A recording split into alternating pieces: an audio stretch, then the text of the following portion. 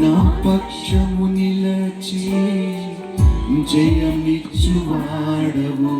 చెప్తాము పాడండి అందరూ.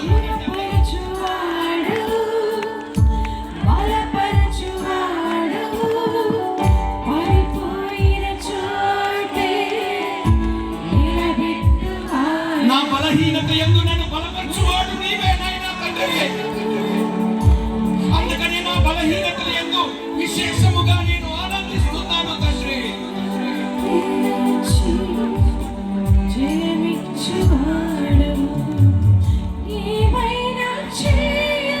రెండు చేతులు ఎత్తి చెప్పండి. ఈ రోజు నీ స్థితిగతులను, నీ కథను మొత్తము మార్చడానికి దేవుడు వస్తున్నాడు.